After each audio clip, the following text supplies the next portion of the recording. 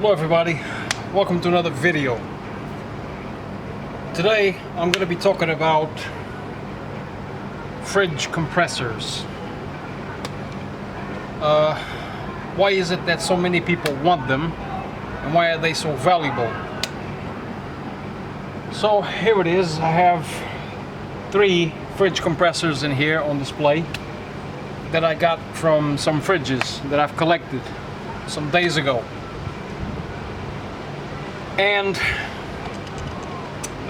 why is it that sometimes you're driving down the road and you see 1 or 2 fridges without the compressors? Because someone took them away because of what they have inside. So I'm going to be showing you today what do they have inside, how to deal with them if your intention is to take what it's inside, or whether your intention is just to sell it to a scrapyard. So I'll be getting into that today. But before that, like always, coffee is priority.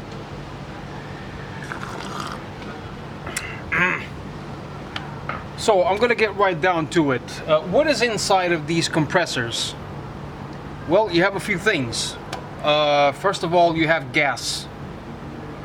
You have a harmful gas inside.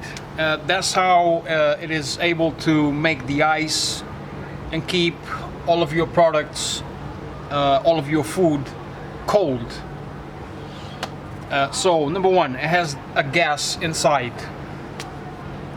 It also has oil. They have oil inside of them. So again, if your intention is to crack them open for what they have inside, you have to bear that in mind. You have to drain the oil first. In this case, this one here has already been opened. So here is the oil that was inside of this one here, this small one. Here it is. That's the oil that was inside. So these are the first 2 things that you have to consider. It has a gas, which you have to drain, and it has oil that you also have to drain. So this is a steel casing. This here is steel. What else does it have inside? Well, it has this. I'll show you.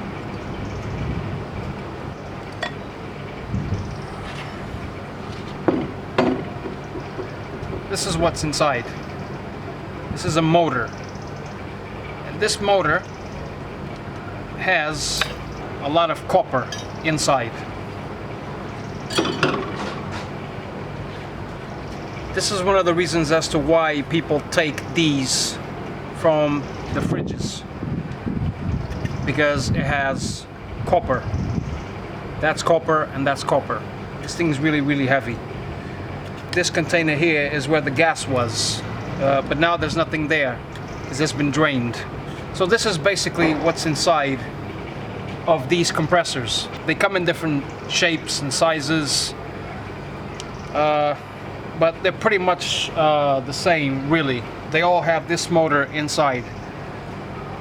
So this is what people come for. They come for these motors because of the copper.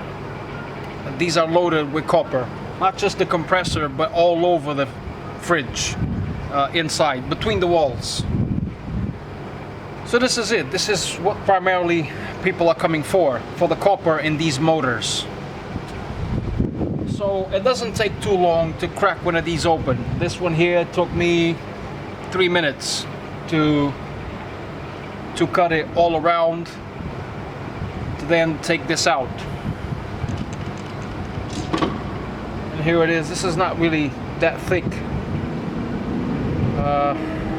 and these are quite easy to crack open. And then there's the rest of it. So that is the cut that I had to do to drain the oil. Had to flip it upside down, cut it, then flip it back over, and drain the oil. Leave it in there for a couple of hours. If you have several of these and you want to do this to all of the others, then do that. You know, cut all of them and then drain the oil, and then do this. It's not that hard, really. So here it is. This is basically what you have inside of a fridge compressor. You have these motors. Now over there I have two compressors that are draining of their oil. I'm gonna leave them in there for a day to drain them of their oil, and then once they're drained of oil, then this can be cut, and then this is what's inside. As this motor, this big motor.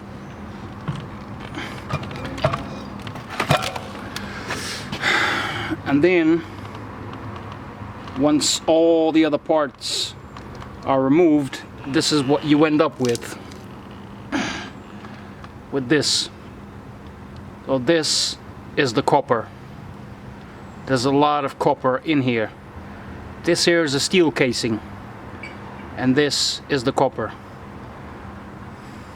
Look at that beautiful copper. So this is basically what's inside of the fridge motors. And then this is steel.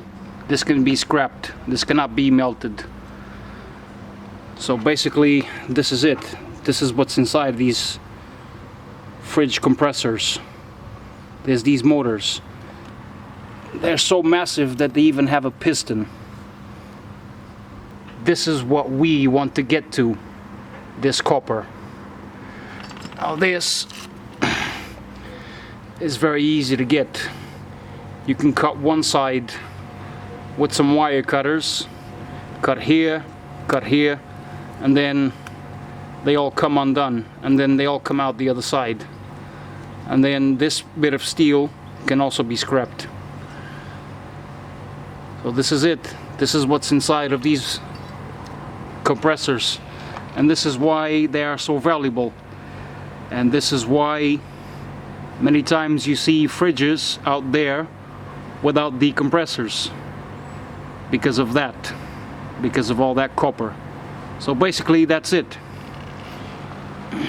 So this is it. This is basically what's inside of these compressors. Remember, they have two things that you have to watch out for: the gas that you have to drain, and then the oil that you also have to drain. Once these two things are gone and out of the way, then you can get to this, the copper. This is what everybody wants. So it's funny because when I first started to go to scrapyards, scrapyards are a bit shady. They're very dodgy, and my advice is don't ever go to a scrapyard and try to con them, because they know every single trick in the house.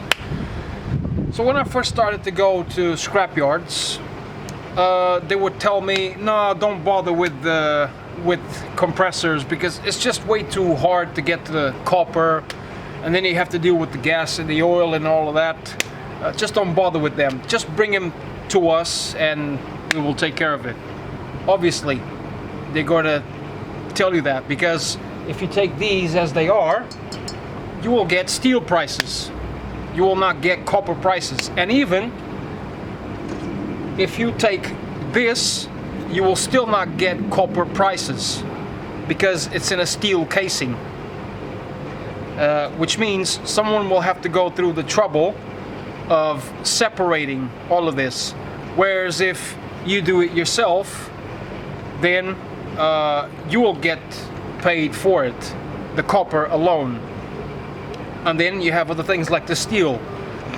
But you'll get paid for the copper and the steel if you separate all of this stuff. If not, if you bring it as it is, you will just get paid for the steel. And of course they're going to tell you it's too hard because they don't want to pay you copper prices. So scrapyards are a bit shady like that. So basically this is it. This is what's inside of these compressors. They're very heavy. As it is right now, I'm just holding the shell, and it's not that heavy. In fact, it's not heavy at all. So you have to cut this. You have to cut this open along this seam. Cut it along this seam all the way around, and that will be a lot easier, and then it will just come off, and then that is what's inside. There is a lot of copper in here, so once you get it out, all you have to do is just separate it. Copper over here, steel over here. That's basically it. There's really nothing much to it. It doesn't take long to cut one of these open, regardless of what their size is. Out of the three, this one here is the biggest, but still it wouldn't take long. So that's basically it. That's all it is when it comes to fridge compressors. But again, I remind you, you have gas. That's the number one thing that you have to watch out for. Drain it of all the gas, and then once that's done, drain the oil, and then you can do this. So basically that's it. That's it for fridge compressors. Fridges, fridge freezers, whatever. They're all pretty much the same thing. It's all pretty much the same design, and they all have the same thing inside of them: gas, oil, and the copper. And that's pretty much it. That's pretty much it for this video. Like the video if you must. Share, give me a comment, and that's it for this video. Everybody, thank you for watching.